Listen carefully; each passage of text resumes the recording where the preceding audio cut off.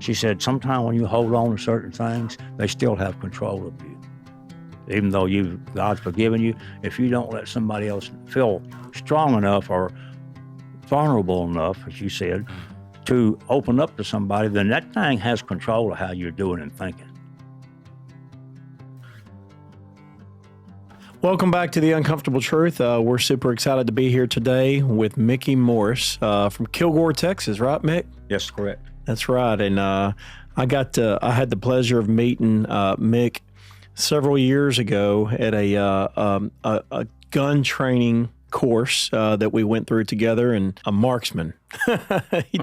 He was a neat guy, and just we kind of hit it off and had lunch together once or twice, and I ended up picking him up as a client for a little while, and got to know him a little bit better, and we had something in common, and that was working out. And in his background, he has been in these different bodybuilding competitions back in the day when he was younger, and anyway, so we really hit it off. I love exercise and fitness, and got to talking. So he had a great testimony. One morning we ate breakfast, and he told me his testimony, and it was inspiring, and the trials and tribulations that he has gone through, very few people in the world ever go through, and I feel like it. He was talking about how God sent him different people in his life that were almost like angels in the flesh, and that helped him get through a very difficult time in his life. And it was all inspiring, to say the least. And so we're just excited to have you here today, Mick. Well, thank you. Yep. Good to be here. Absolutely. Kilgore, Texas. Yes, sir. Born and raised? No, sir. Okay. Well, what's the early story? How'd you make it to Kilgore? Made it here in 1982. Yeah. I went to the Marine Corps after high school, lived in Joaquin, Texas. Mm-hmm. Blink your eyes, you miss it. Yeah. Stayed in the Marine Corps for 6 years and got out, and my family had moved up to Longview, actually. My brothers and sisters, and we're kind of a clannish group. We all stick together, So I said, well, I'll come up to Longview. Yes, sir. And lived there behind my mom's. She managed a trailer park, so I lived there around her, Okay. trying to readjust to civilian life. And then ended up marrying a young lady from Kilgore. About 2.5 years later, 78, 80, about 4 years later, Okay. I met this young lady that worked in Kilgore, and I was working in Kilgore.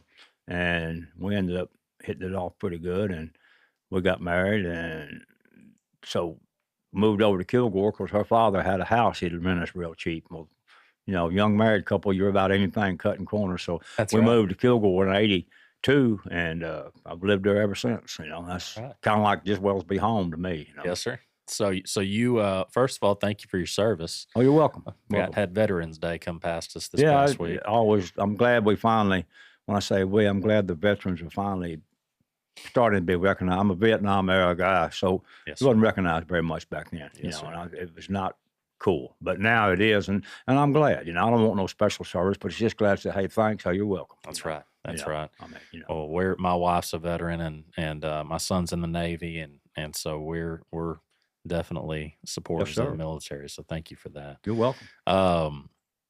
So got out of the Marine Corps, moved to Kilgore. I guess you were in your early 20s, mid 20s. 24. When I moved to Kilgore, I was 28. Okay. Yeah, I got out of the Marine Corps in 24 when I was 24 years old. Met a young lady, and you're around 30 years old or so.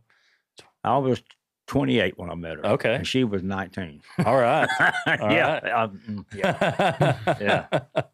Well, Met her dad. yeah. And them. And How'd that go? not bad. I mean, I was nervous. I wasn't used to having relationships with people. Mm-hmm. I had to learn how. Mm-hmm. Were you more introverted? No. Just I'll just be honest with you.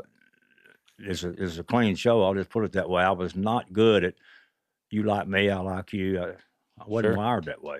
I hated that stuff. It seemed the way my brain works, it's very literal. mm-hmm. Yes, And sir. it got easy in the Marine Corps to pop, see you later, how'd you go? And it wasn't right. I told my therapist that it wasn't right, but I had to learn how to have an actual relationship. It wasn't easy. it was a big learning curve for me. Yes, sir. Yes, And sir. thankfully I did, and So it was a long journey. did you wind up marrying that lady? Yeah, I mean, we ended up married. Yeah, Okay. and we had 3 kids together. 3 Yeah. kids. I mean, we didn't make it. We were so different. And I had a lot of things still learn, and we grew apart. I mean, we're still great friends. My wife I'm married to now and her get along real well. I mean, we come to meetings. I mean, we have had 4 things in common, 3 kids. And my father and mother went through a very bitter divorce. I mean, and all I could think of, just I don't want my kids, if I ever get that, I don't want them to have to go through that. Yes, sir. I'll walk through anything I have to as long as they adjust. And they adjusted. And that was all I was concerned with, is they adjusted and went well, make the best of a bad situation. Yes, sir. And that wasn't all, I love you, you still love me. There was some ups and downs in that, but we worked very hard. Good. And, we have a very good relationship. I respect her. She respects me. I love her as a mother of my children. She loves me as a father of her children and respects it, So were you guys, how old were the kids when you guys split up? Daniel, my oldest, was 12. Matt was somewhere around, let's see, 82, 87. What is that, 5? So Matt was 7. So the kids were pretty young. Yeah, and Sarah was, she was about 2.5. Yes, My sir. daughter.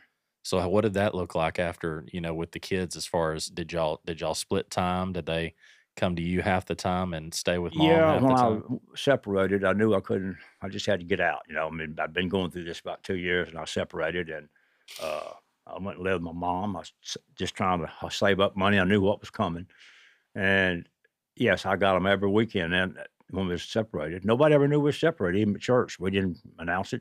Nobody even knew.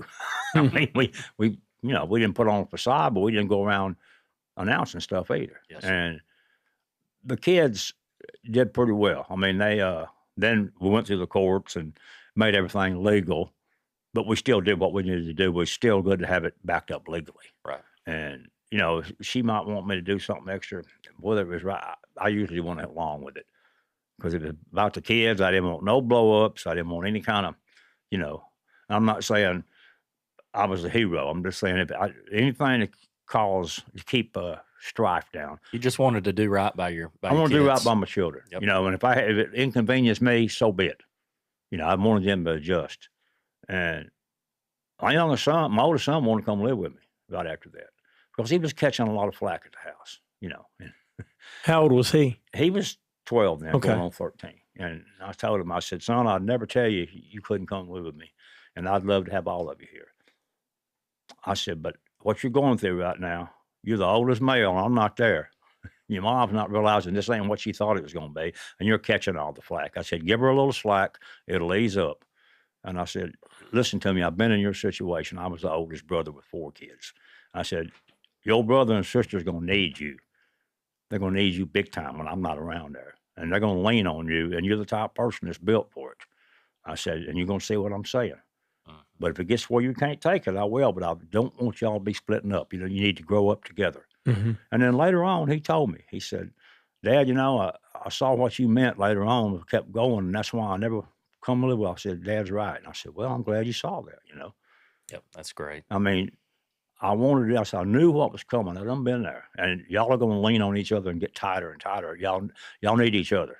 Yes, sir. 'Cause Well, you mentioned going to church, and that the folks in the church didn't necessarily know y'all were at divorced. that time, when we got a divorce, they found we didn't know y'all was ever separated for about August till about January or whatever. Mhm. And Were we didn't- y'all pretty involved in the church? As We far were as from then. the It was time? a Grace Baptist Church over at Temple, over on Peavine Road. Donnie Beebe was the pastor, and I had been out of church a long time, Yes, sir. and I just, when I say out of church, I ain't talking about the building. I've been out of fellowship with God's people Mm-hmm. and out of fellowship with God. Long story short, you can't serve 2 masters, and I wasn't trying to serve anybody. I was trying to I'm living the way Mick wants to live. Y'all leave me alone. You were serving yourself. Serving myself, exactly. There ain't no other way to put it. Serving myself, and that's why every time I got around the word, I had to go. I can't listen to this. It's killing me because it was convicting. Yes, sir. Mhm. uh, my sister, oldest sister, was going there. She's younger than me. But my oldest sister was going to Grace. And she said, I think you ought to come out here, Mick. I think you'd like this place. Maybe, you know. And I had my young son then. And, you know, I'm looking at him and I'm thinking, well, who's going to teach him the plan of salvation? Yes. I said, I ain't sharing him or tell him, you know. I ain't got time. And I thought, wait a minute, Dumbo, that's your job.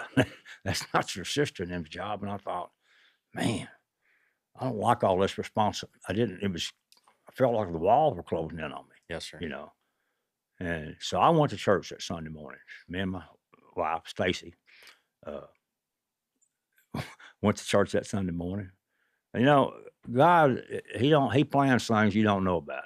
It's like my son said, he's a pastor now. He said, you know, just let God be God. He's pretty good at it. He's been doing it a while, you know. You just let him let him take charge, it's better. So we went there on Sunday morning, and Bubba Donnie was preaching about sending a camp, Aiken, you know. What's the problem? You got sending a camp, Aiken. That's what the problem. That's what our problem is. Sending a camp. And I'm thinking, geez, Lou, he's killing me here, you know. And went on to preaching, and all I could hear was me, just like it was pounding on me.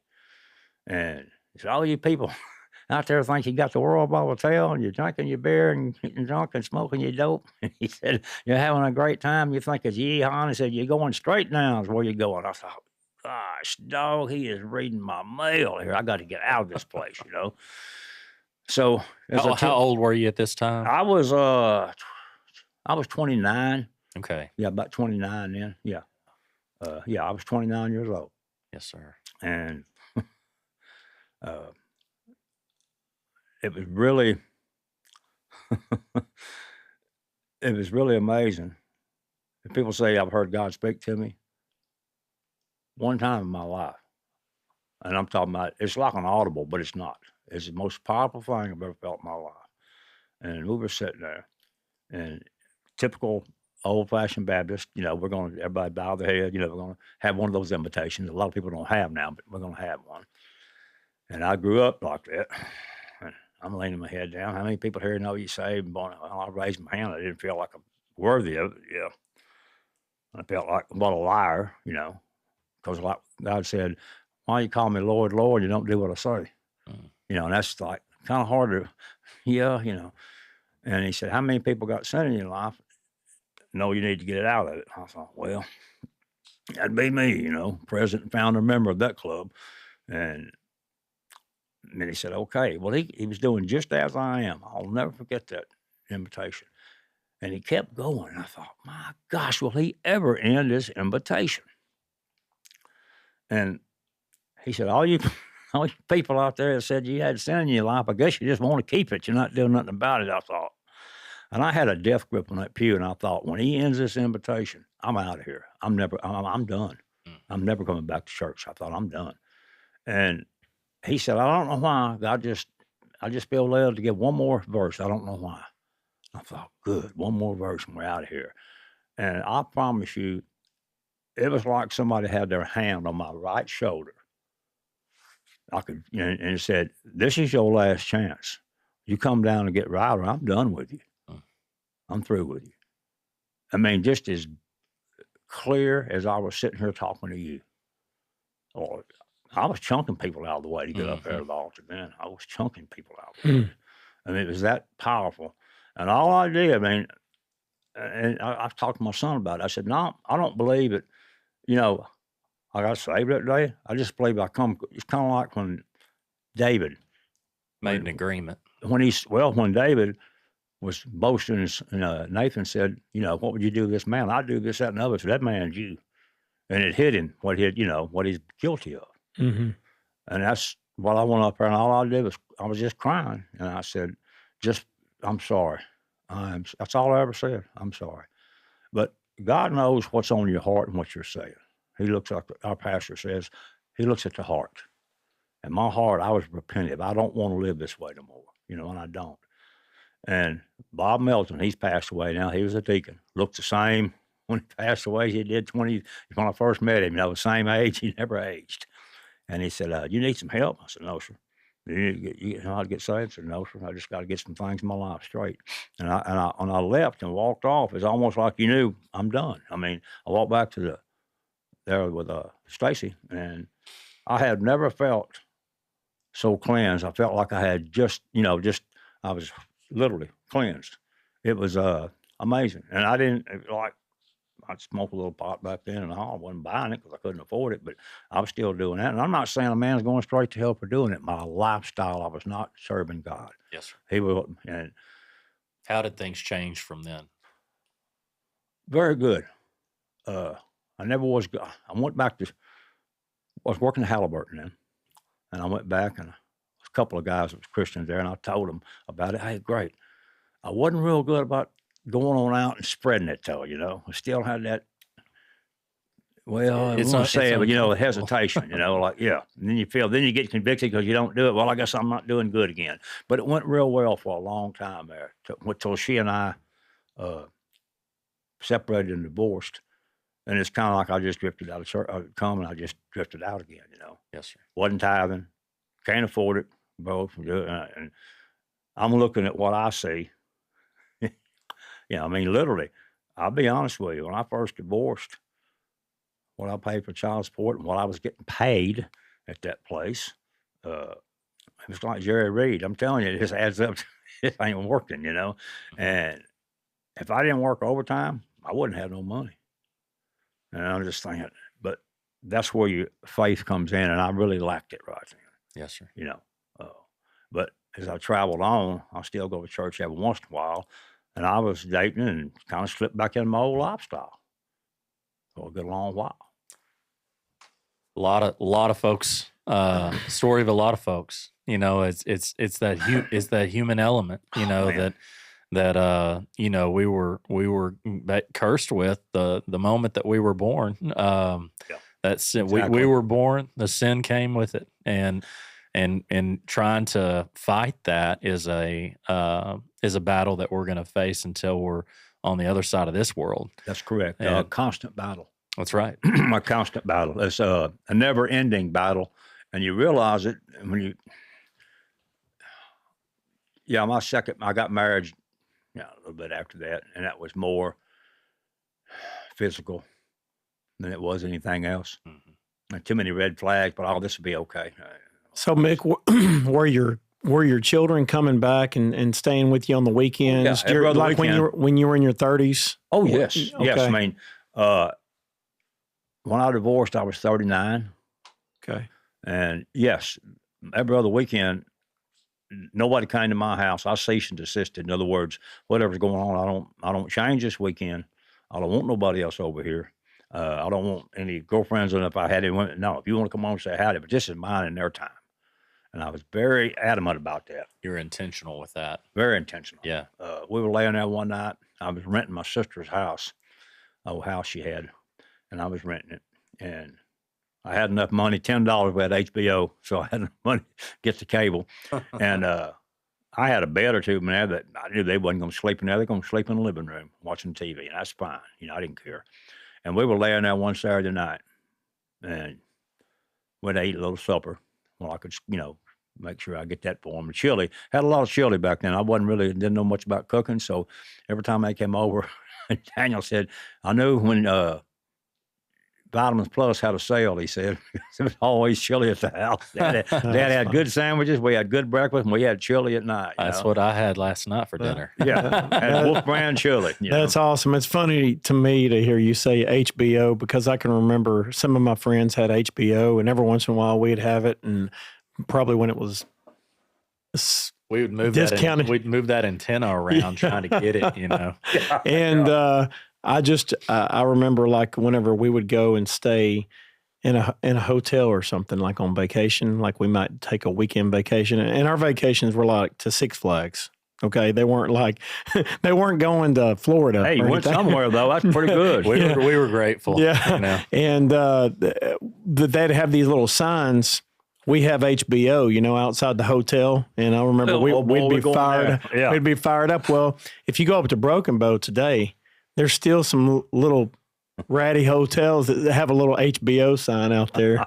And, anyway, every time I see that, I think about that, but I haven't heard HBO in a minute. Well, I laid there, and I was thankful. I laid there that night, and I would make sure on the weekends I had my kids. We're going to church over at Grace. I'm going to go. We're not going to keep them out of it. I want to go. We're going.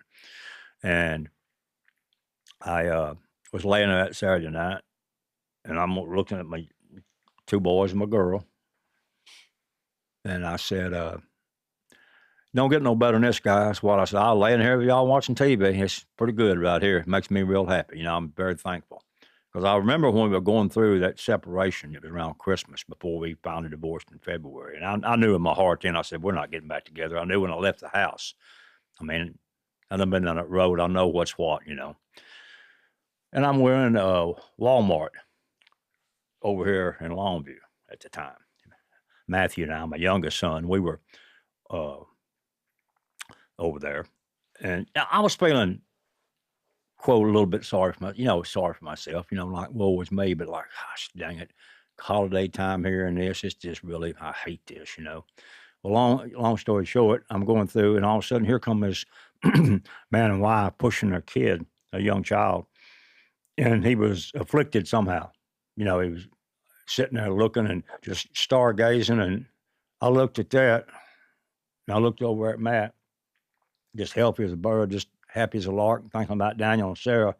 I said, forgive me, Lord, I ain't got no problems. You know what I mean? Like, I don't have any. I mean, yeah, it's kind of disappointing right now. My kids, it puts things into perspective. And my mother did that to me once. I'm still, woe is me. And she worked a side job. She worked over at Truman Smith's, the Children's Center. Okay. And she had a couple of favorites over there. And she said, I need you to come by and talk to me this afternoon. I need to tell you something. I said, okay. So I dropped by, and I walked in, and merciful goodness, at the racket all was going in there. There were some kids that bad off in there. And mother showed me this one happened to this one, that one happened to this one. And yeah, that's my little friend there, Noah. Let's go outside a minute. And I was like, it was chaotic. I'm sitting there, and my mother was not good at Kodak moments, but she was good at John Wayne moments, kicking you in the rear and telling you, pull your pants up and be a man. You know what I mean? Yeah. And she said, she kind of cleared her throat like that, smoking a cigarette. And I said, well, what do you think? I said, it's pretty rough. I said, you got any problems right now? And not really, so that's what I thought. I wanted you to come over and see you ain't got no problems. And that was just her way of saying, you need to get a hold of yourself, pick it up and let's go. I know it's tough, but hey, you got no problems. And looking back, I thank her for things like that, I mean, her and my dad both, they divorced when I was in the 5th grade. So, we all need people like that in our lives. Exactly. My dad was a lot like that. I mean, but he would talk a little more than Mama. Mama was, Chunk, here's your dose of reality. Get over in that briar patch naked. How'd that feel to you? That's just the way she was. She could be meaner than a boot full of barbed wire, but she had a good heart. But she's a rough customer. I put it this way. She'd whoop an average man, honestly. She was that stout. And I didn't want to fool with her. She was that way when she was younger. And I just lost my dad, matter of fact, July 3rd. He was 96. Wow. Sorry to hear that. No, thank you. He was ready to go, and he had stage 4 cancer had come back on him, his prostate cancer, and it had got into his bones. And long story short, I thought I was ready. I knew where he was at. I know where he's at the moment he died. That's not the point. You think you're really ready for that, and it's a relief when he first passed away. But now it's like, wow, I miss him. I didn't realize how much you're going to miss him. I mean, I know he wouldn't come back if he could, but I need to call Was he of good sound mind all the way to? Oh, yes. I mean, that was so. I was so thankful for that. Wow. He's sharp as a. Forget some. I mean, I forget now, and I'm 71, almost 72, and he was 95, and then he got 96. I went, he forgets a little bit. Hey, he can still, Wow. But his spirit was always, let's go, all up to the end, Yeah. And I can honestly tell you this much, is maybe get a little too far ahead of the story, but when my sister called me that night, July 3rd, we had come back from Galveston, my wife Sharon, with one of our granddaughters down there, our son's daughter was in a dance competition, national dance. So we went down there and stayed with them a couple of 3 days, and we came back. And Thursday night, I looked, had 2 missed calls from my sister Lynette. And I went, this ain't good. But we had went down there, all the siblings, and went down there without our spouses and seen him on Father's Day weekend. He was in a wheelchair. Then we all got to see him, and I was so glad we took that trip, because he was talking kind of right. Sure, thank y'all for coming, I said, you're welcome, Dad. And we got busy with him. I'm so glad we got that last moment 3 weeks before he passed away. But Lynette called me. I said, Mickey, Daddy just died. I said, all right. She don't handle it. I'll talk to you tomorrow. I said, okay. And I hung the phone up. And honest to goodness, fellas, that moment, ain't a doubt in my mind, it was just like I looked up toward the sky and I thought, he is looking at Jesus Christ in the face right now.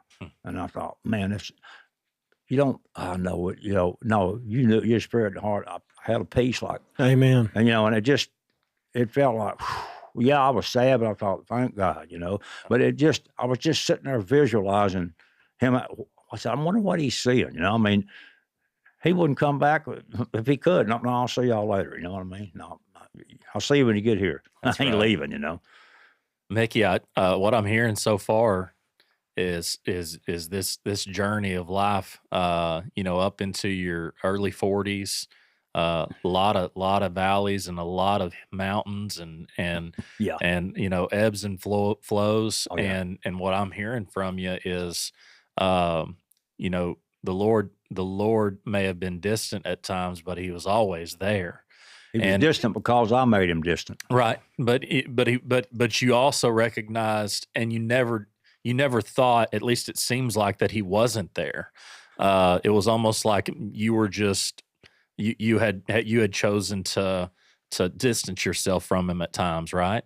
Well, yeah, I mean, you're going to do certain things, and, the Holy Spirit inside of you, once you get saved, it's there. That's May right. not be filled with it every day. I've learned that you're going to have the whole Holy Spirit, but if you're filled with it, it's running out of you, and that's because you asked for it. Yep. And you can smother this spirit, and the spirit's not going to be real active if you're not really pursuing him, and you're doing things that's contrary to what he don't want you to do. Like, I can't have fellowship with you right now. You won't let me.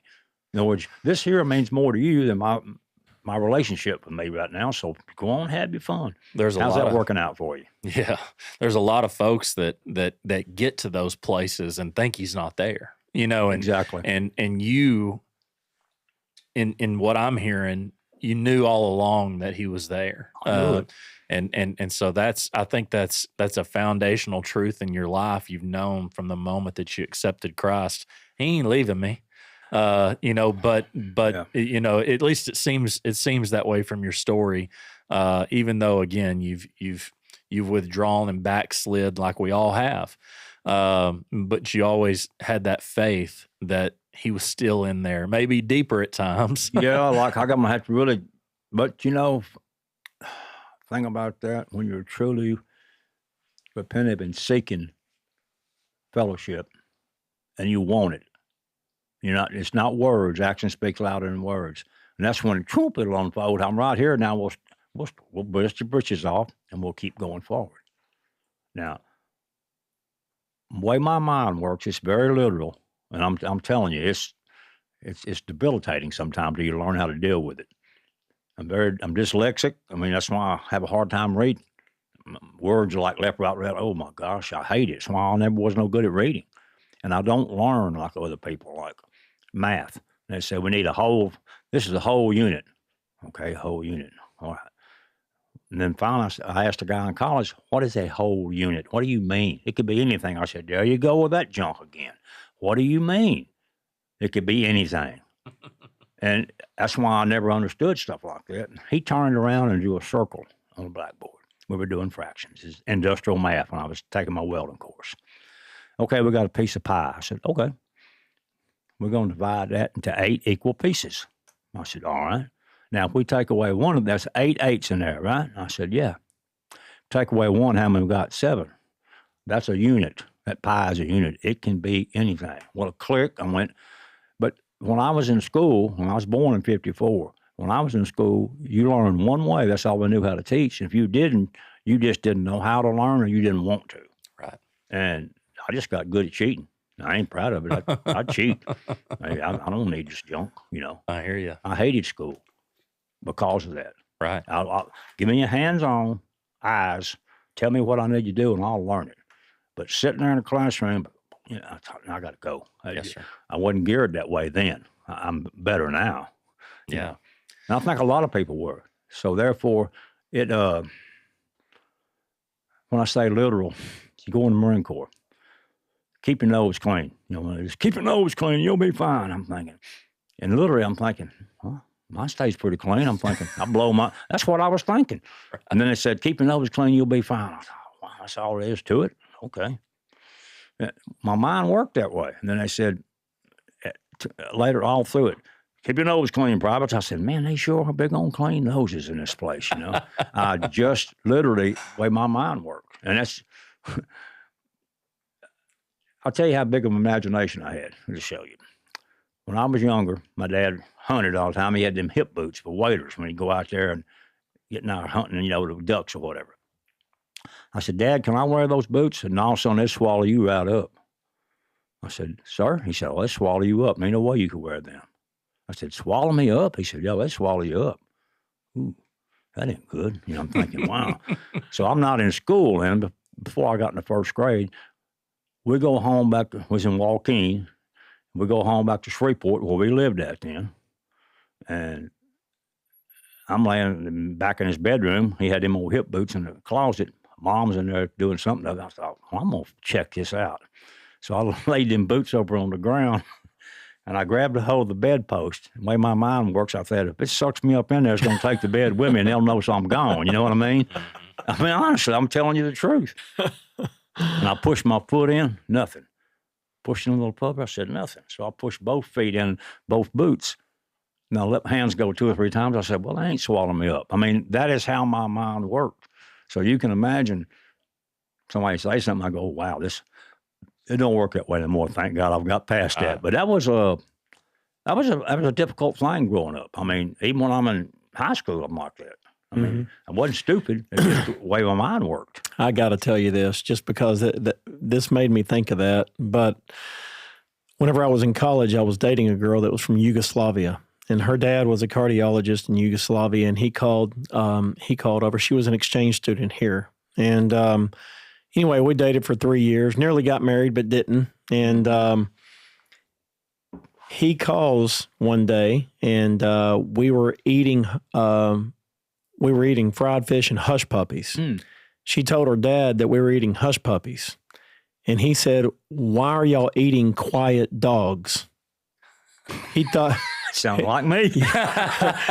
And it just made me think about that, because you know, the logical thing is you believe what people are telling you, you know, and it sounds to me like you have a very, you know, when it comes to logic, a lot of common sense and a lot of logic, you know, and a lot of people apply that to, but I understand what you're saying. Heck, when you're growing up, and the way you learn is the way you learn.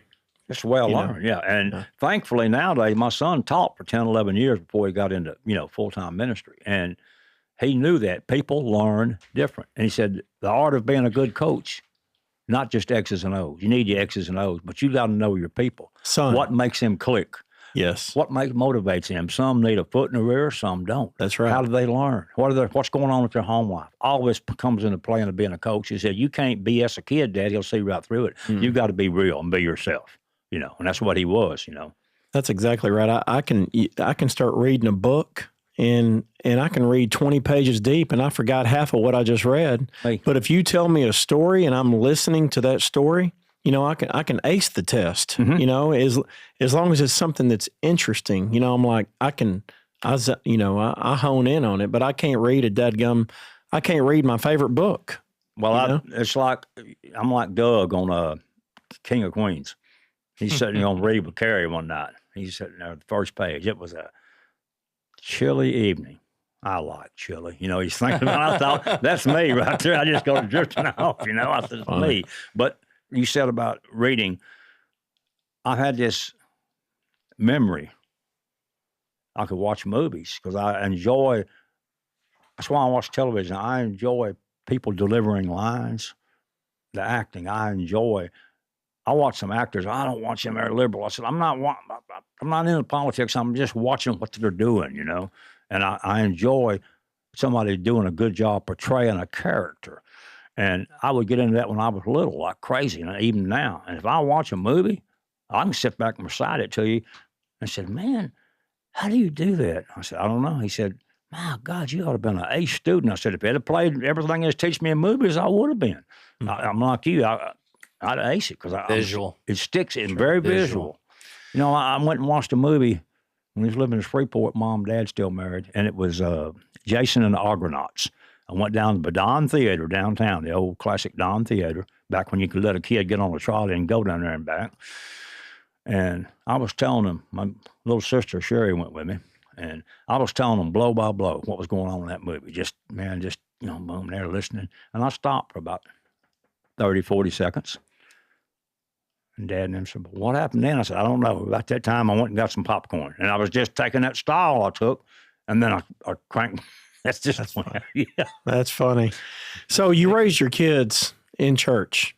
Yes, we did. Now, were they all believers? My youngest son and my daughter did. My oldest son accepted Christ when he was, I'm thinking, around 6 or 7. And it was on his mind for a long time. Had an excellent children's church teacher there at the time, Miss Mary Phelps. She could teach the gospel so simple that the kids would understand it and not be, I don't like that terrifying gospel, do this or that, just teaching the gospel. And I remember he'd pray at night. We'd do our prayers at night. And he said, and Lord, just please come into my heart one day. He did not, because he asked me, he said, Dad, am I saved? I said, no, you're not, but you will be. I said, when you feel something inside of you one day, like trying to pull you toward it, that's the best way I could explain it to him. I said, you feel something like you don't know what it is. That'd be the Holy Spirit. It's calling you toward the Lord. It's calling you. I said, run to it. Don't run away from it. You'll know when it happens. I said, you run toward it. And that's when it's going to happen for you. And I didn't know as much how to explain salvation then as I would now, what I even really believed at the time. But he was younger and accepted Christ, and he told me, I said, and I tried to talk him out of it, just so, you ain't saved. I am too. I said, no, you ain't. I ain't no more saved than that dog over there. I am too. I said, well, how do you know? Because I asked Jesus in my heart, and he came into it, Dad. And he did that, I don't know how many, adamantly. Okay, so he got baptized when he was younger.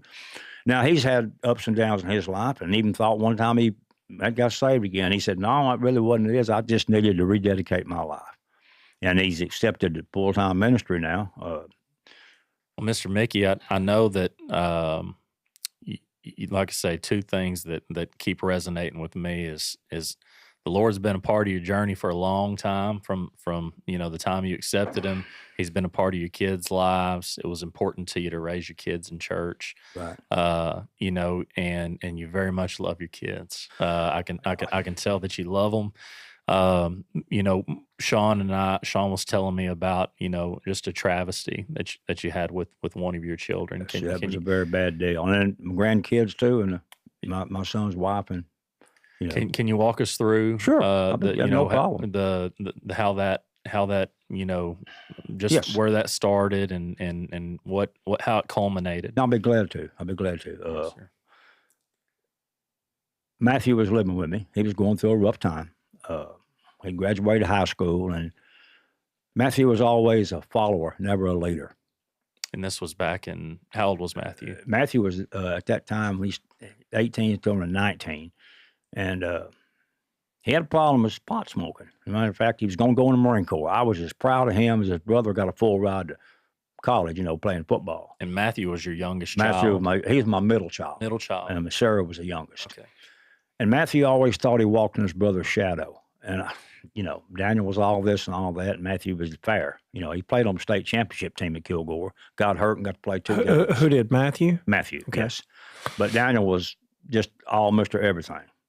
And he always, I could tell it, he felt inferior to Daniel. I said, I don't want you to be Daniel. I want you to be Matt. I love you for who you are. You know, you don't have to do anything spectacular for me to love you, son. But he never felt that way. I could tell it. And he was like me. He was past literal. Bless his heart. He was really literal. And I had to learn to deal with that with him, you know. I thought I was such a great parent, raised up Daniel, and he just, yes or no, sir, yep, yep.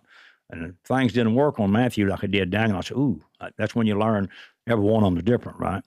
Well, he come to live with me, and he'd been having some trouble, and he was going to go in the Marine Corps. Boy, I was happy for him. I was happy. And he said, well, I can't go tonight, Dad. Okay, they got a glitch. There's too many of us going. I got to wait till December. Okay, so I didn't question him. I said, it don't make no sense, you know. And my nephew just got out of the Army in 9 years. And he told him later, said, look, don't BS me, son. What's going on? Well, what it was, they drug tested him, but now before this, and he didn't pass. He'd been smoking that dope. So Thanksgiving, I went to pick him up to go work out before he's living with me. Him and Daniel was in, you know, from college. He was in, and Matt and Sarah and I were going over to Elite Gym, you know, we go to work out. And I said, Matthew, walk me through it again. Why did you not get to go this time, son? Well, Dad, I ain't going to lie to you. Here's what actually happened. And he told me. And I said, you're not going to lie to me now, but you did earlier. And William had a going away party for him. And I was just frustrated. You know, I said, I'm not going to get into you about smoking dope, okay? I said, do I think spiritually is any worse than drinking a beer? No, I don't. Just a little pot. I said, but it's illegal, and that's the way it is. I'm not going to debate this subject with you. I said, you see that drilling rig with your mind? You can't go to work on that thing if you can't pass a drug test. You're limiting yourself. I hope you get this through your head. Recruiter wanted to take a chance on him, going to test him again in December, and he'd got where he was stealing money from his sister. He stole it from his granddaddy. And I know he stole $100 from me. I finally got him to own up to it because he's his drug habit. And then he gets cocaine and marijuana. Oh, so it escalated. It was escalating, yes. And that's when I realized now you're talking about somebody that's really got a drug problem. They're not going, you can't believe what they say. They're going to lie to you and look you straight in the face and lie to you just like no big deal. I said, son, I don't do drugs, Dad. This is the night before we went back to the recruiter and retested. I said, well, okay, it's going to come out tomorrow one way or the other. Well, yeah. Well, long story short, we're going along after that. And I just knew it was his chance to get out of Kilgore and get some kind of foundation to help him go forward. I knew it'd be one of the best things for him. Even though Afghanistan and all was going on, everybody was worried. I said, I'm not. He'll be in good hands. Okay. I said, I'm glad he's going. I was as proud of him going in the Marine Corps as I was down to going to college, you know, because me being a Marine and all. Anyway, the recruiter said, keep your nose clean and we'll do it again. All right. Well, he goes into Walmart, him and his friend, they're going to steal a game where they can sell it later. And they walk out, me. And I asked him, I said, can you explain to me, wrap your head around it, help me wrap my head around it. What was your exit plan? I mean, you're the only one that's not going to go off on him. Trying, you know, and I went to court with him that summer. He was living with me, and we had to go to court. And I said, put your best suits on. And don't no wrinkles. Look good. You want to look good. And it was adjudicated. In other words, he was on probation. If you pass this probation, stay on it for a year or whatever it is, there's nothing going to be on your record. I said, this is a deal right here. I said, take it and run with it. And Miss Smyers, she's passed on now. She owned a flower shop over in Kilgore. And she knew a national florist and got him a little old job here. So when he was living with me, and I told him, I'm going to charge you $100 a month. That's it. I said, that's soap, water, everything. You know, you use my soap, but that's for air conditioning, place to live. And I said, if you can get a better deal on this, let me know where it's at, and I'll go live there, okay? I wasn't going to let him live for nothing. Right. I knew he had to have, now $100 a month, I thought that was pretty Teaching fair. him responsibility. Trying to. And he was doing so well. And if got a little old car from a friend of mine, Ben Harden, that's used cars, well, they started going over to Gladewater again. I said, Lord, I said, man, I don't want you to go. Oh, it's okay, Dad. It's okay. I said, all right. And at that time, I was dating Sharon, the lady I ended up, marrying. So how old are you at this time? At this time, I'm, 2006. Take away. This happened in 2000. Just all started really coming to a head in 2006. So do the math, 2054 from 2006. 20 years ago. Yeah. No. Yeah, yeah, it was 19. This last September was 19 years ago. So Yes, sir. do the math. I'm in my 50s, and he came in one night and he left, and he wasn't there. Sharon came in. She come in from Dallas to see me. I said, I hate this. Well, he never called me back, nothing else. He'd been missing time. Well, found out later, he found him the next morning, the pickup truck, passed out, threw up all over the back of her pickup truck, and I was so angry, What'd you do? Well, I got drunk last night. He said, no, nothing else, Dad. I said, okay. I said, what's going to happen? You got drug tested today. Well, I said, and I remember I said, you pull this again, your tail's on the streets. You got that? I was so angry. Yes, sir. Was going to get his car. Eddie Phillips worked on it. Eddie Stewart. He works on he gets his car. He's going to let him pay him out. I said, he's doing that because of me. And if you screw him, I said, I'm going to kick your tail. He ain't, I am. Yes, sir. Okay. And that was a Saturday. And then Sunday we're talking, and I could tell, you couldn't, looking back, there's a lot of signs, but I couldn't tell it then. Mm-hmm. I'm looking, and What were they? He had looked clean through me when he'd look at me, literally, like that 1,000-yard stare. It's like he could see clean through me. He had that, I don't care, yeah, okay, Dad. So that Monday morning, Sharon decided to stay that Monday morning instead of going back to Dallas. And he come up, well, oh, you're still here. I said, yeah, I'm here. Okay. Well, don't tell Dad I ain't going to work today. What it was, I found out he had lost his job. He's laying out and not getting there. Well, he had a probation meeting coming up that Thursday. Probation, you had to have a job. You had the drug test clean. Well, he wasn't going to do either one. So he knows he's going to jail. Bottom line is. So Monday, he came in Monday and she told me that because he said, don't tell Dad.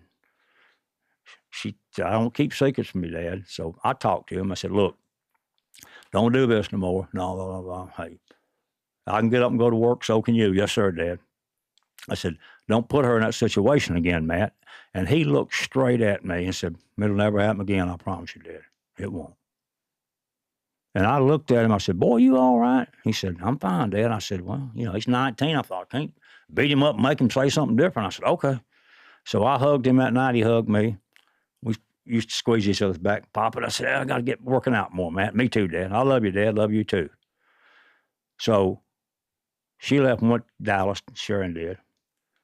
And I found out that day that he had lost his job. And I thought, oh, man, I'm going to go in and have this talk with him. Darn it. I'm thinking, I'm dreading this talk. My mama, I was talking to her, what are you going to do? I said, I don't know yet. So I got home at 5:25. Door was locked. Okay. His car was there. Opened it up. Stereo was on, but it wasn't playing. I said, okay. I went back and his door was shut in his room. And I said, Matt, open the door, and it was locked. I went, come on, Matt, don't do this. Wouldn't answer me. So older mobile home, the big one, I just got a little fingernail file, opened it up, and I'm thinking, well, my shotgun's back here, and I thought, I hope he ain't freaking. I don't want him to blow my head off. I didn't know what was going on with him. So I opened the door real quick and looked, and he was sitting right over to my left in a high recliner, and his TV was there. TV wasn't on. I went, I saw the top of his head. I said, okay. I turned around and looked. Shotgun, I didn't see it. So I'm looking, and I turned around and looked at that person in the chair. I thought, God darn, who is that? It's the weirdest thing I've ever seen in my life. Because he shot himself in the head with my shotgun about, they said around 1 o'clock right there. And this was 5:30. So all the trauma and everything had done taken over, swelling and all that. And it was a 12 gauge, and it was one that was typed like a stagecoach shotgun. And he had number 4 buck in it, 2 3/4 Magnum. He just leaned over and deep throated and pulled the trigger, man. And it blew him back in the chair. Well, I'm looking at him, and I guess I didn't even know I was in shock. I'm looking like, who is this creature? And I thought, who's my son hanging around with? Not even realizing this person hadn't moved. And I'm looking down. I thought, dang, because his head was so swollen, it looked like something from outer space. And I was just fixing to touch him. Hey, boy, where's Matt? And I looked, and I said, wait a minute. I noticed his sleeves cut off, and I went, wait, and looked down. And that's when I looked, and that shotgun was sitting between his legs. And I looked and realized it was him. And I just dropped to my knees. It just like somebody had punched me with a sledgehammer. And my first step, it wasn't that bad, Matt. It wasn't that bad. Like, because I knew this, we can't do nothing now. And I got up and went out. And I came back. I thought, no, I think he's okay. And then you go back. Like no. you thought you were dreaming or something. It was just that sort like, so I remember the first person I called. I tell you, I called my mom. Mom, I said, get over here. Matthew blew his head off and he's dead. I need some help. And I wasn't real good at delivering news then. And so my brother and her came over. And then I thought I got to call 911. I called 911, blah, blah, blah, blah. Yes, sir. Yes, ma'am. I'm over here to give my address. I said, my son just committed suicide. Okay. He shot himself in the head. He's dead. Is there a pulse? I said, he's dead. There's no pulse. They got to ask that. I said, no, ma'am. So then I thought, okay. And I remember going outside and just screaming, just to the top of my voice, thinking, somebody help me. It's just a situation. I've had some people I dislike in this world, but I could never wish that on anybody with a clear conscience. So I come outside, I'm sitting there just like, you feel like you're outside and you're looking at all this. And my brother, bless his heart, came up sideways in his truck and ran down that hill toward me, thinking, what can I do? I said, nothing, And where's Matt? He's back there in the back. Don't go, y'all stay out. You don't need to go back there. And David Taylor, he's passed on now. He worked with the sheriff's department. He knew Matt from ground up. That made him and another lady come over and investigate it. He's been in the back. I ain't touched nothing. I didn't touch anything. And so long story short, and that was probably one of the hardest things I've ever dealt with in my life. I've dealt with a lot of hard things, but that was at that time was the hardest I'd ever dealt with. And I started getting back in church a little after that, but not fully. But I never blamed God for it because I said, he didn't do anything. That was Matt's choice. But the good thing about that, after that, we had the visitation. A lady come through as friends of my sister, and her daughter this friend's daughter had some problems. And they had a real good therapist, counselor. Her name's Sonia Reeder. She's head of Hope Road Counseling. That's right. She's the head of it. Yes, sir. They hired her to do that. She was single, on her own then. And this lady I'd like you to meet. And so, okay, so I called her. I went, after that week, that Friday, the next week, I took the next week off from work. I said, I got to take at least a week off. And I went and visited my son. At the end of that, Thursday, we went up there and talked. And he had just freshly married, at the time. And I got a voicemail. So I couldn't call her back because that's back when the Roman charges were on, And this is Sonia Reeder. I heard about your case, and I don't know if you'd be on my insurance or not, but I'd really like to talk to you again about this. Please give me a call to this number. It was just something about her voice, like, my God, that's soothing, just can't explain it.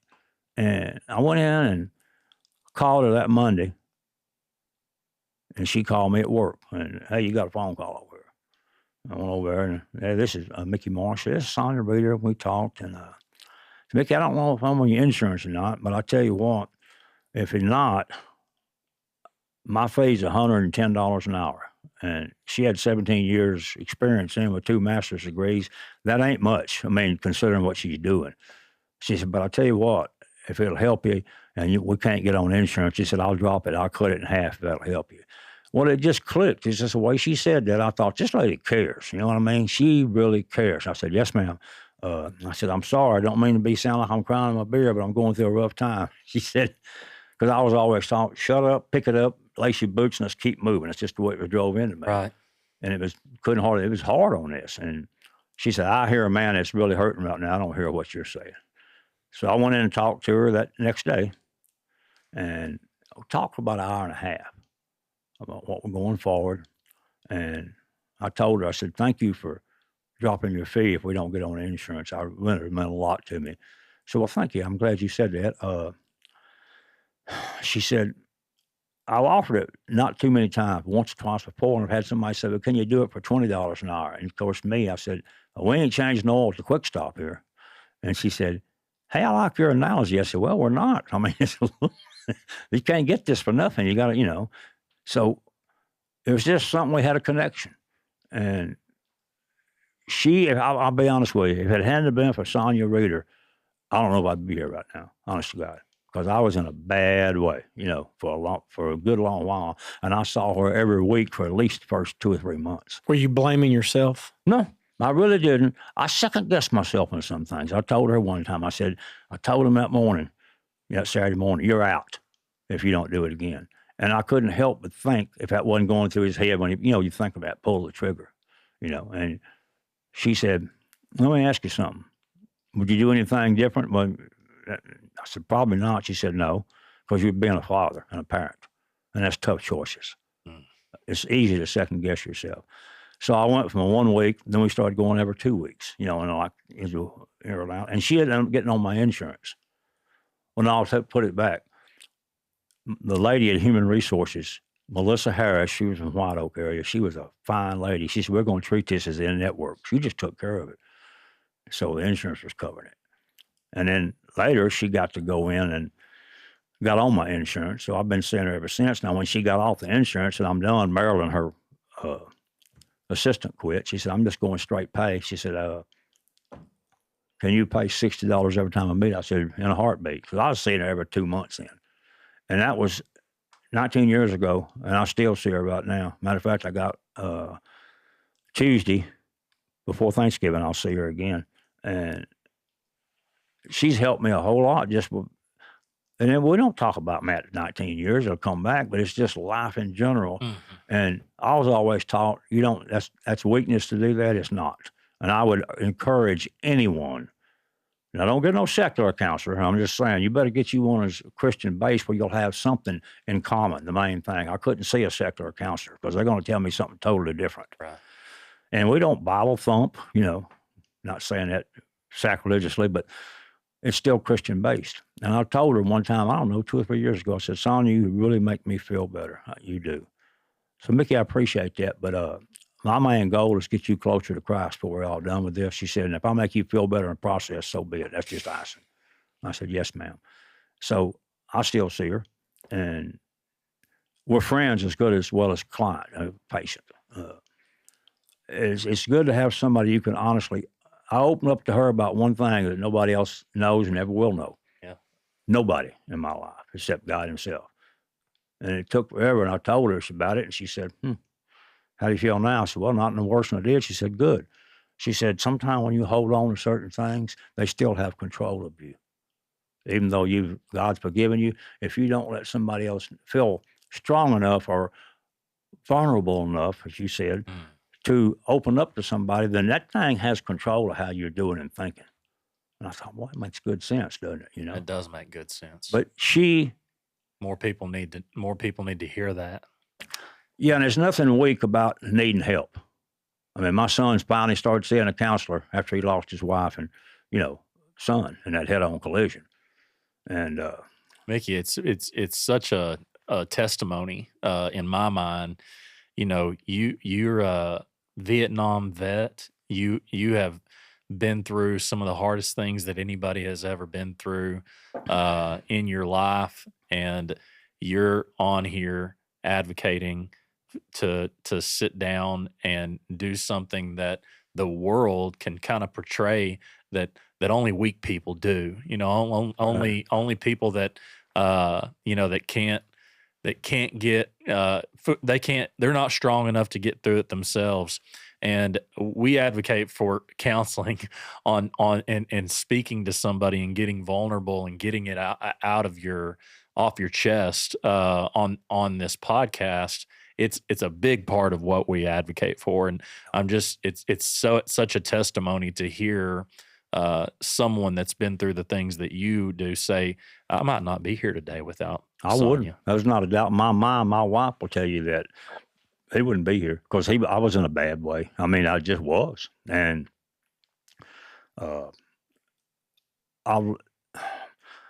my thoughts. My testimony, or I would say to anybody that ever listens to this podcast or ever, if I could talk to them, don't be ashamed to ask for help sometimes. I know I was raised up in that era that you just don't do that. You're a man. You pull up in bootstraps and lace it up and let's go. Well, that is true to a point. It is. But there's nothing wrong with asking for help. God put these people here to help you. Right. And the answer from that person may be, you know what, you need to pull your bootstraps up, and Right. or it may be, you know what, I don't think you're processing through this the way we need to. That's what she helped me do. Right. She taught me about grief. Mhm. Grief's not a linear line. It's a Mhm. circle.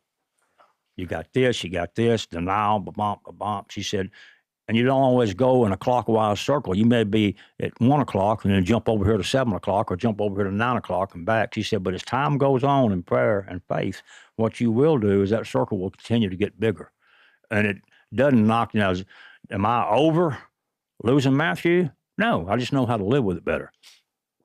Does I'll sit there and still see what I saw in that chair sometimes. I said, man, bless his heart. I just thought, it doesn't. It hits me hard, and I'll still cry sometimes. But it don't take long. I'm moving on. It's like it doesn't just devastate me to the point I can't move. Yes, sir. It don't mean as much. It's kind of like Sonia said. Instead of in the front seat with you up on the dashboard, it's back there in the trunk. And every once in a while you'll open it and say hello and then keep moving. Right. It's not there dominating your life. Yeah. But you never get over something. You learn to live with it. Yes, sir. Like my son, when he lost his March 29th of, I believe it was March 29th. It was early March. It was March 1st or 2nd when his wife and son got a head-on collision after they left church going home. This year? Of 2021. Okay. And I got a call, and I said, can I call you back? And he started screaming, I can't call you back. I can't. Okay. He said, what's the matter, son? He said, breathing heavy. He said, Kayla, that's his wife's name, and Landry was his son's name. He said, Kayla, Landry, Kayla. And I went, what's going on? Dad, they just in a bad car wreck. It was a head-on, and it's bad. They're cutting them out. They ain't going to make it, Dad. I went, well, I said, okay. He said, can you please come up here? I said, as soon as I hang the phone, I'll be on my way. Please, I'll drive safe. Well, my wife had just got through having back surgery. She can't go anywhere. I said, yeah. So she said, you're not driving by yourself. She called my sister, Lynette. Yeah. She come pick me up, and we took off. And, of course, Stacy, she's going up there and everything. And he drove up on the wreck. They left 3 minutes ahead of him, and his daughter, Presley, who's in college now, was in the car with him. She was 13 then, I believe, about to be 14. And they drove up, and there was a wreck, And I asked him, I said, Presley didn't go up there to that wreck site. I said, I wouldn't let her. I said, good. So he went up there, and he tried, his wife was not living. He didn't know it. Said she was in an airbag, and then looked at his son, Landry, and he had a bad gash across his head. He said, I started trying to do chest compressions on him, but his head injuries too was gone, Dad. And I talked to him that night, and he told me about that, and I went, I am so sorry you had to deal with that, son. I am truly sorry that you had to do that. And I said, that's as close as you're ever going to come with what I did finding Matt, and I am sorry that you had to live with that. I'm really sorry, So long story short, he started getting some before he got in this. He's remarried now, and he told me back before they got married, said, I'm going to counseling, Dad. I said, well, good. He said, I want to go into this relationship as healthy as I can. And them getting married was a God thing too. I'll promise you that. Too. But anyway, Landry and Kayla, it was devastating. I mean, it was. And he took 6 weeks off from the pulpit.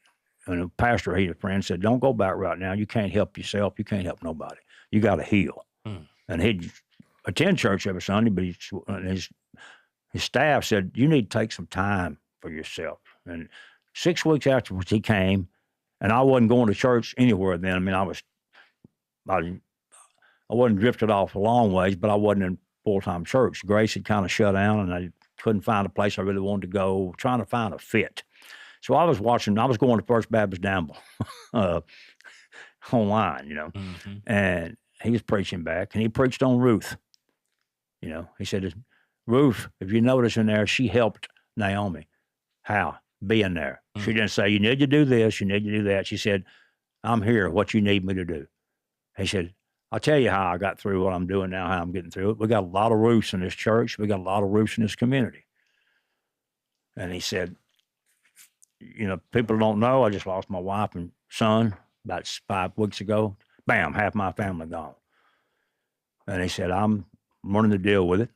And he said, the one thing right now that drives me up the wall, when somebody comes up and said, they're in a better place right now, I said, I want to put my fist through the wall because I said, I know where they're at. It's about us left behind. He said, when you're dealing with people, try to watch what you say. Yeah. You know, and I thought, boy, amen to that. Well, he told me earlier, he said, I had a meltdown, Dad. He called me. Were you driving? Yes, sir. I said, did you stop and pull over? Yes, sir. I said, good. And I said, you're going to have some more. And when you do, I said, just, if you're crying, I said, try to cry as long and hard as you can. Sonia told me that, you know, don't hold it in because it's going to, that's just part of the grieving process. Mm-hmm. Well, he said, Dad, it's like God talked to me that day. I said, you know, I know what you're saying. He said, no, I mean, look, I said, I know what you're saying. I've had that happen once, and I told him about it. He said, and he was using this. He spoke this at his church. He said, I pulled over. I was driving with my knees. I was so angry.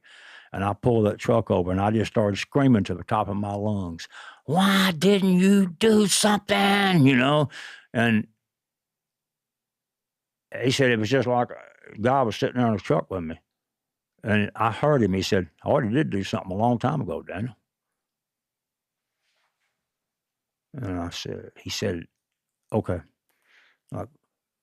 Enough, you know, I just said, why didn't you do something? He said, I already did do something a long time ago. I took care of all this. And he told me, he said, Dad, that's when eternity hit me that day like I've never had it hit me before.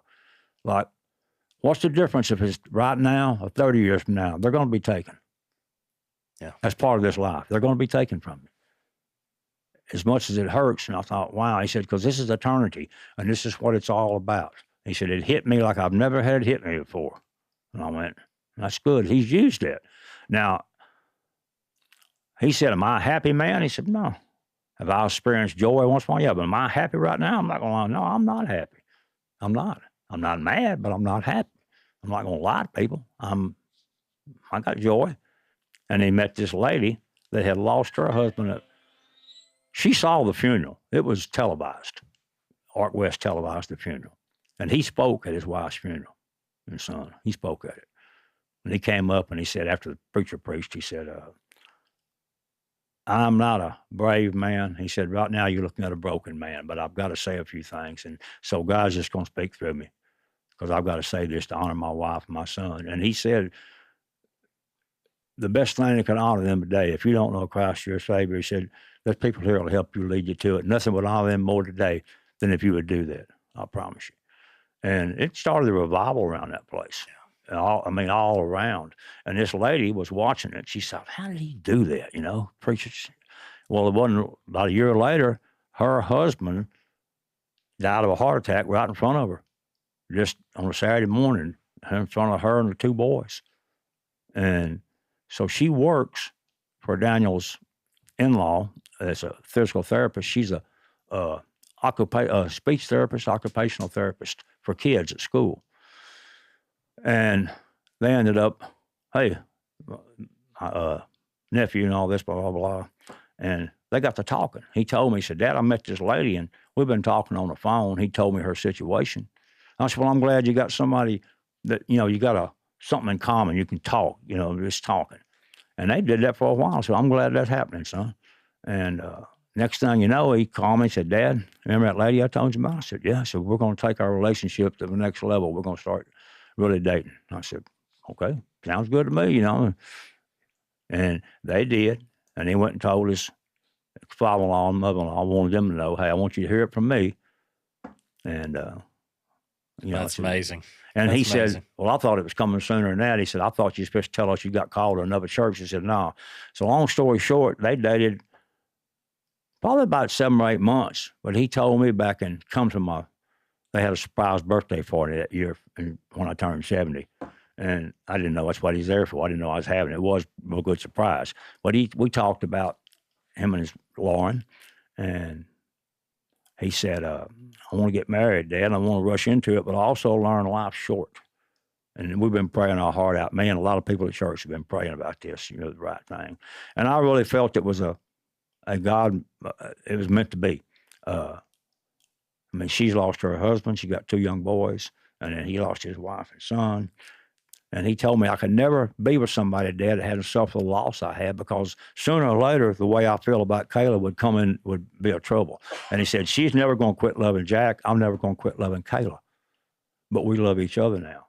And at the wedding, they had a picture of Jack and had a picture of Kayla and Landry here in spirit, you know. So that's worked real well. Now I have a brand new granddaughter.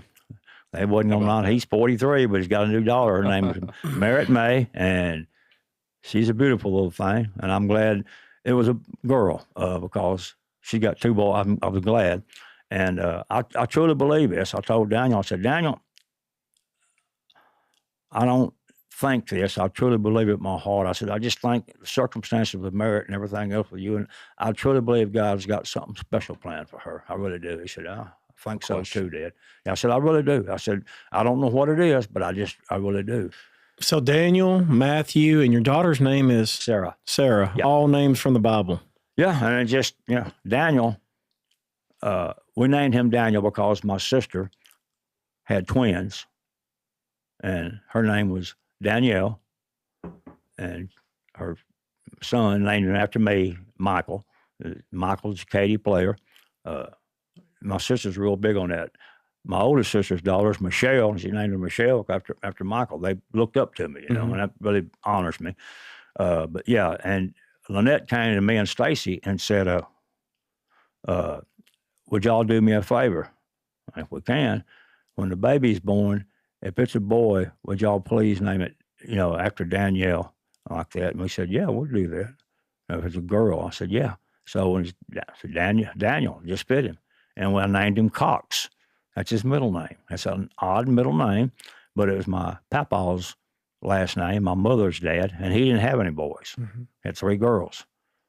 And I wanted to name him Cox after him. And that really, he got to meet his great-grandfather and go fishing with him before he passed on. He remembers him. That's great. And that was his namesake. Mr. Mickey, I think we're running out of time here. Okay. But that's okay. I didn't get it's all I had plenty more to tell you, but that's fine, man. Well, what I want to say, and we like to give our guests the last word, okay. and so you've been through some travesty. There's no question about it. You've lost your son. You've lost a grandchild, and you've lost your daughter-in-law, mm-hmm.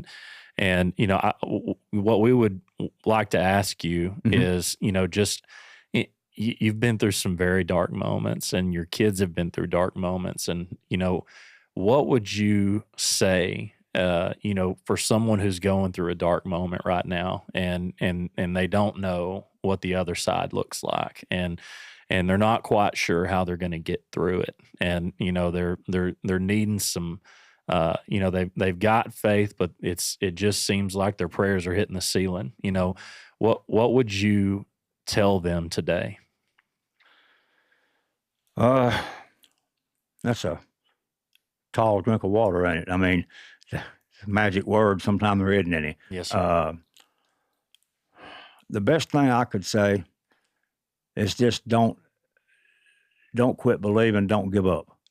Even though it's like, I don't understand this, I don't understand why it's happening, and we don't understand why things are happening. And no, they're not good. And don't blame God. We're in a sinful world. Like my son said it, we're in a sinful, broken world. Things are going to happen. Jesus said, he said, you're going to go through trials and tribulations this life. This is not Joel Osteen. Trust the Lord and everything's rosy the rest of your life. He must have a different Bible than me. I'm sorry. It don't work that way. But Jesus said, I'll be here with you to help you through these times. Now, it may suck like a Hoover vacuum cleaner while you're going through it, the physical, mental, human part. But deep down, and I'm not saying your relationship's wrong. Maybe you'll drift it off, and that's, who knows. But I mean, the best way I can say that simply is just don't give up and just earnestly just help me through this. And then if you need somebody to talk to, find you some help. Go find a good Christian counselor, Yes, sir. And around this area, I'm sure there's plenty, but there's no place better than Hope Roads and over there with Sonia. She's training those people. And it changed my life, like I said, about getting help. Well, thank know. you for sharing your story with us. Oh, you're welcome, man. We're She went honored. by quick. Golly, it's been my best Saturday morning I've had in a long time, guys. Yes, sir. And my last thing I'd like to say, if you're out there listening, and you don't know Christ as your Savior, it's not some words you say. There's not this sinner's prayer. It's not in the Bible. There's no such thing as a sinner's prayer. You got to realize that you're lost without Jesus Christ. Amen. It's not saying Jesus saved me. You got to believe that he did die on the cross and shed his blood. And that's what you're putting your faith in, is that his blood saved me. I'm putting my faith in what Jesus did for me. That's what's saving me. Faith in that. Yes, sir. And when you get called that way, run to it. Don't run away. Yes, sir. Well, thank you so much. We appreciate you having coming and joining us on the show. Thank you for having me. We're going to leave it at that. Go out and kick the day in the face, and we'll catch you on the next one. Thank you much. Yes, sir.